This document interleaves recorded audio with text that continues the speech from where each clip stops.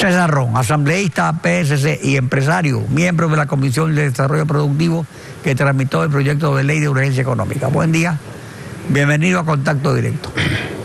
Gracias, Alfredo, buenos días, un gusto enorme estar aquí esta mañana.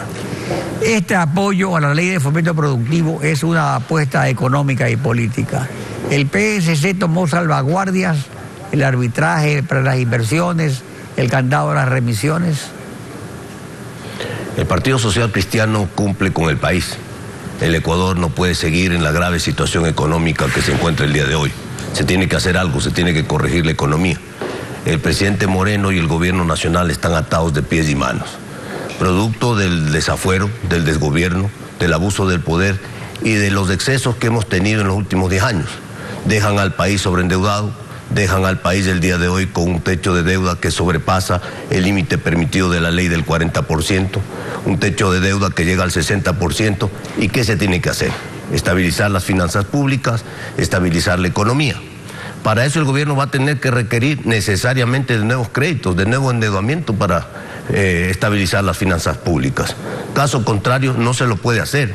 Y por lo tanto, ¿qué hay que hacer? Hay que hacer crecer la economía. ¿Producto de qué? De esta nueva ley que genere incentivos para que venga la inversión extranjera al país, para que vengan nuevos capitales, para generar trabajo, para generar producción, para generar divisas, para sostener la dolarización. Si no hacemos crecer la economía, por un lado, y por otro lado, si no hay el ajuste, el compromiso del gobierno de entrar en una disciplina fiscal, de reducir el tamaño del Estado, de reducir el gasto corriente, de reducir los gastos de inversión y de priorizar las inversiones, entonces no vamos a lograr los objetivos. Por lo tanto, este es un plan de desarrollo de 4 años. En los 4 años, la economía ecuatoriana tiene que regresar, el modelo de Correa al 40%. De más deuda y más impuestos se modifica por más deuda y menos impuestos. ¿Será viable? ¿Quién garantiza que realmente haya más inversiones si en otras épocas también en el país ha habido incentivos y no han venido las inversiones? Alfredo, los incentivos no son suficientes. Los incentivos son buenos y atraen el capital, pero si no hay seguridad jurídica, no vienen los capitales. Al Ecuador no han venido los capitales porque no ha habido seguridad jurídica. Y hoy, en esta nueva ley, que se introduce la figura del arbitraje internacional independiente, permitirá a los capitales venir con confianza al Ecuador, porque no puede ser que el que se resuelva las controversias sea juez y parte.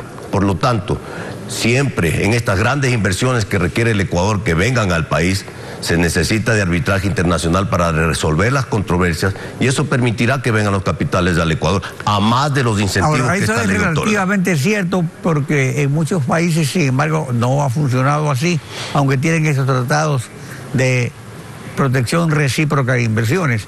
Pero ¿qué pasa con la incongruencia que habría entre la ley y la Constitución? Bueno, el gobierno anterior utilizó los tratados bilaterales de inversión durante 10 años y curiosamente 3 días antes de irse, de dejar el poder, denunció los tratados de inversión bilaterales que los había utilizado durante 10 años como un mecanismo para generar esta confianza en el país.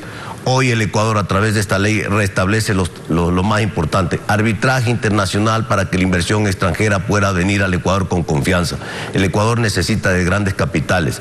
El Ecuador necesita llegar a los niveles de inversión extranjera que tienen los países vecinos, Colombia, Perú, Chile, 10.000, claro, 11.000, 14.000 millones de dólares. Los estímulos tributarios de exención del impuesto a la renta y rebaja de la salida de divisas se garantizan mediante contratos de inversión con el gobierno, de los cuales será una parte de una cláusula de arbitraje internacional para inversiones que la Constitución no permite. Ahora, ¿tendrá credibilidad esta garantía y qué garantía habrá para los que no firmen contratos con el gobierno? Eso es importante. ¿Y los que no firman contratos, qué pasa? Bueno, los grandes inversionistas generalmente firman contratos con el gobierno. Los grandes inversionistas nacionales también lo hacen para tener reglas de juego claras. El Ecuador necesita reglas de juego claras.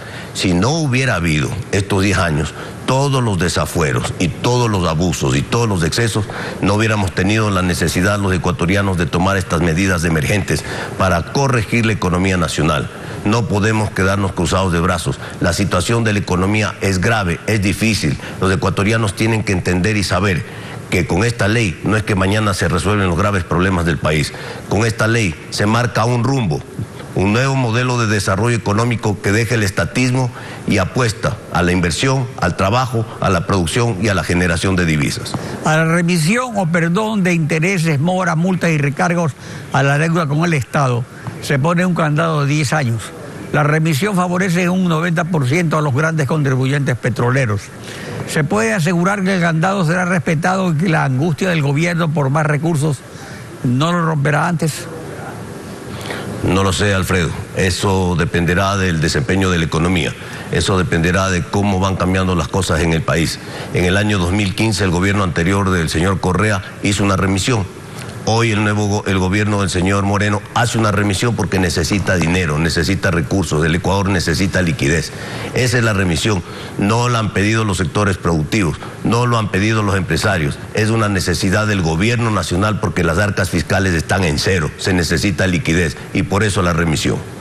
El PSC anticipó hace varios meses, a través del asambleísta Henry Kronfle, que no se puede parar el endeudamiento que ha roto el techo de la ley porque el gobierno se paraliza y también el país.